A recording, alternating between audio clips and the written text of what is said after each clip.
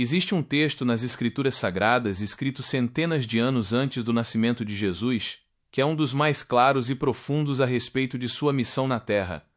Ele se encontra no livro do profeta Isaías, no capítulo 53, e ao examiná-lo com atenção, notamos que o profeta descreveu com detalhes impressionantes a vida, o sofrimento, a morte e a glória do Messias que viria, a quem chamamos Jesus Cristo. Este é um convite para olhar para a palavra de Deus e ver a conexão inegável entre a profecia e a realidade. O capítulo 53 de Isaías começa com uma pergunta que nos faz refletir sobre a incredulidade humana. O profeta escreve: quem creu em nossa mensagem? A quem o Senhor revelou o seu braço forte? Como encontramos em Isaías capítulo 53, versículo 1. Esta questão, logo de início, mostra que a aceitação desta mensagem profética seria difícil. O braço forte do Senhor, que é uma maneira bíblica de falar sobre o poder e a ação salvadora de Deus, não seria reconhecido pela maioria. Em seguida, o profeta descreve a aparência e a origem humilde deste Messias, que não seria o rei glorioso e imponente que muitos esperavam. Ele diz em Isaías capítulo 53, versículo 2, meu servo cresceu em sua presença, como tenro broto verde, como raiz em terra seca. Não havia nada de belo nem majestoso em sua aparência, nada que nos atraísse. Para compreender esta linguagem, pense em um broto verde que surge em um lugar seco e sem vida, como uma pequena planta que mal é notada no meio da aridez. Jesus, o Messias, não veio como um príncipe real em uma carruagem dourada, mas como um carpinteiro da cidade simples de Nazaré. Sua aparência não chamava a atenção por causa de beleza ou riqueza, o que explica a dificuldade que as pessoas tiveram em aceitá-lo como Salvador. Ele era, como diz o profeta, uma raiz em terra seca, alguém que surgiu de um lugar improvável, sem o brilho ou a pompa que o mundo valoriza. Essa rejeição inicial é detalhada no versículo seguinte. Isaías capítulo 53, versículo 3 afirma: foi desprezado e rejeitado, homem de dores, que conhece o sofrimento mais profundo. Demos as costas para ele e desviamos o olhar. Ele foi desprezado e não nos importamos. Esta parte da profecia é um espelho perfeito da vida de Jesus. Ele foi desprezado pelos líderes religiosos de sua época, rejeitado por seus próprios conterrâneos de Nazaré e, finalmente, abandonado por quase todos os seus amigos e discípulos na hora de sua prisão e julgamento. Ele realmente foi um homem de dores, familiarizado com o sofrimento. A palavra de Deus nos mostra que, em seus últimos momentos, a maioria das pessoas deu as costas para ele, preferindo até mesmo a soltura de um criminoso, como encontramos em Mateus capítulo 27, versículo 21 até 23. O mais impactante, porém, não é o fato de ele ter sofrido, mas a razão pela qual ele sofreu. Os próximos versículos mudam o foco da descrição do servo sofredor para a razão do seu sofrimento, revelando o coração do plano de salvação. O profeta Isaías faz uma confissão surpreendente, reconhecendo que o servo estava carregando um peso que pertencia a nós. Em Isaías capítulo 53, versículo 4 lemos: apesar disso, foram as nossas enfermidades que ele tomou sobre si, e foram as nossas doenças que pesaram sobre ele. Pensamos que seu sofrimento era castigo de Deus, castigo por sua culpa. Quando o povo viu Jesus na cruz, açoitado e humilhado, eles pensaram que Deus o estava castigando por algum pecado que ele tinha cometido. Eles não entenderam que ele estava assumindo as dores de outros. A Bíblia do Novo Testamento confirma que esta profecia se cumpriu de duas maneiras. Ele curou as pessoas de suas doenças e fraquezas durante seu ministério, conforme atesta o Evangelho de Mateus. Em Mateus capítulo 8, versículo 17 está escrito: cumpriu-se desse modo o que foi dito pelo profeta Isaías, levou sobre si nossas enfermidades e removeu nossas doenças. Mas a aplicação principal é ainda mais profunda. O Messias tomou sobre si não apenas as enfermidades físicas, mas a própria raiz do nosso sofrimento, o pecado. Esta é a essência do sacrifício descrito em Isaías capítulo 53, versículo 5. Mas ele foi ferido por causa de nossa rebeldia, e esmagado por causa de nossos pecados. Sofreu o castigo para que fôssemos restaurados, e recebeu açoites para que fôssemos curados. Aqui, a linguagem é simples, mas o significado é imenso. A rebeldia e os pecados que deveriam resultar em nosso castigo foram transferidos para ele. O preço para que fôssemos restaurados, ou seja, para que pudéssemos ter paz com Deus, foi pago por ele. Os açoites físicos que Jesus recebeu, que o deixaram ferido e ensanguentado, resultaram em cura, a cura do nosso distanciamento de Deus. O versículo 6 resume a condição humana e a ação de Deus. Em Isaías capítulo 53, versículo 6 é dito: Todos nós nos desviamos como ovelhas, deixamos os caminhos de Deus para seguir os nossos caminhos. E, no entanto, o Senhor fez cair sobre ele os pecados de todos nós. A metáfora da ovelha é muito fácil de entender. Ovelhas são animais que se perdem com facilidade e, quando se desviam, não conseguem encontrar o caminho de volta sozinhas. A Bíblia usa essa imagem para descrever a humanidade. Cada um de nós, de forma consciente ou não, escolheu seguir o seu próprio caminho, um caminho de desobediência e separação de Deus. Mas o Senhor, em seu grande amor, não nos abandonou. Em vez de nos punir, Ele concentrou o peso de toda a nossa iniquidade, de toda a nossa culpa, sobre o seu servo Jesus. Ao avançar para o versículo 7, notamos a atitude silenciosa e submissa do Messias durante seu julgamento e castigo.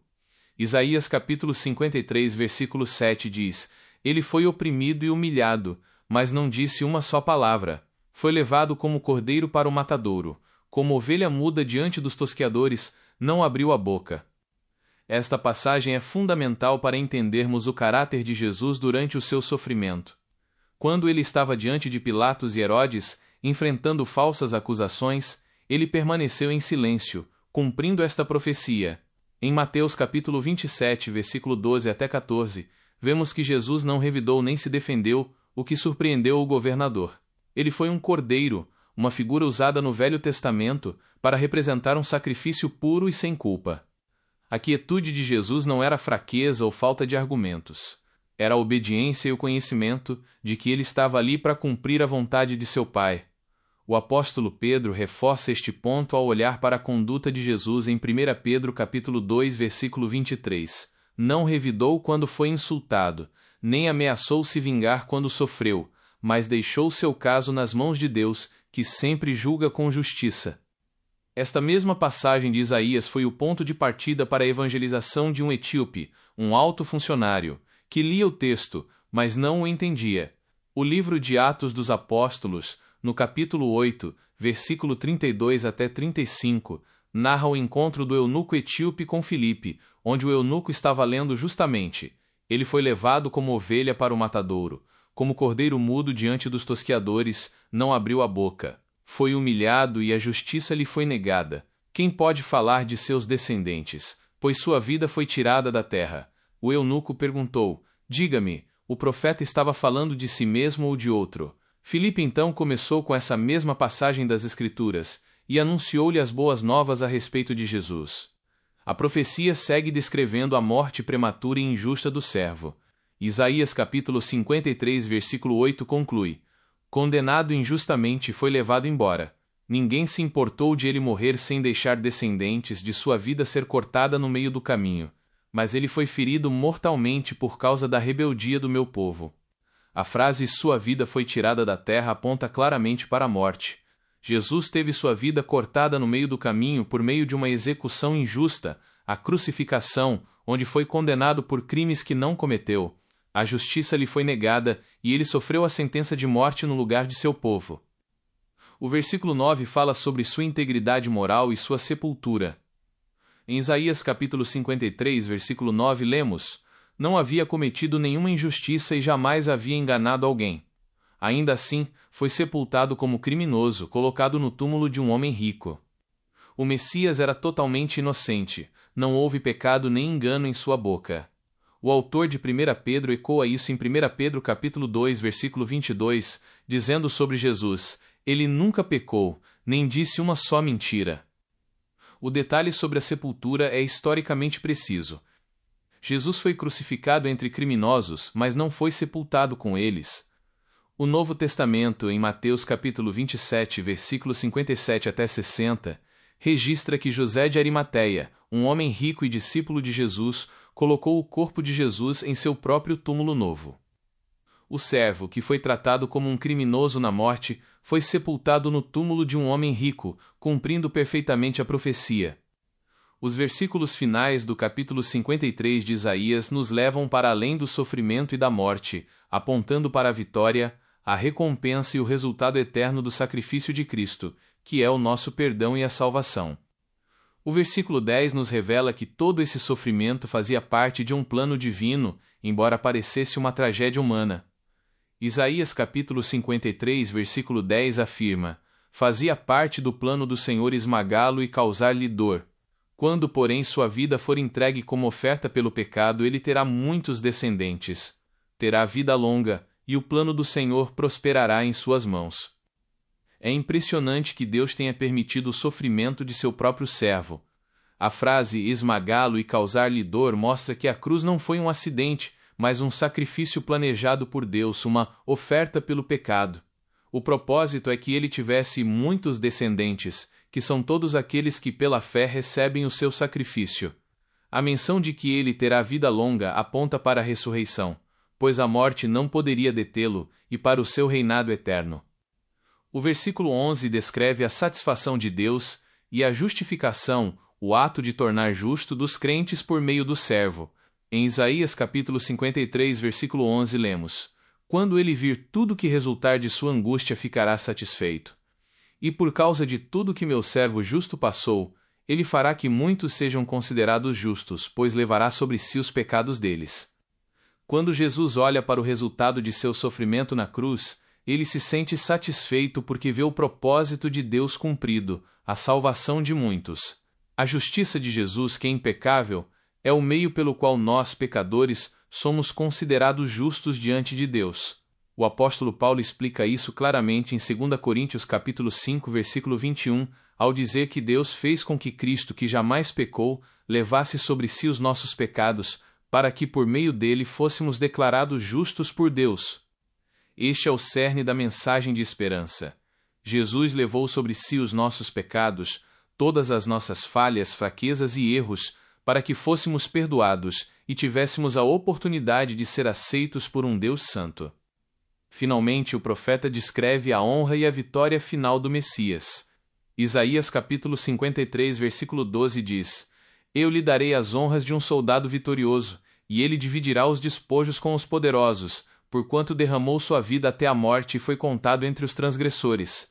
Mas ele levou sobre si o pecado de muitos e pelos transgressores intercedeu. Esta é a glória que se segue à humilhação.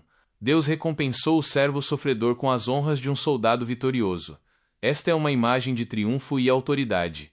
Jesus, após a morte e a ressurreição, recebeu toda a autoridade no céu e na terra, como está registrado em Mateus capítulo 28, versículo 18.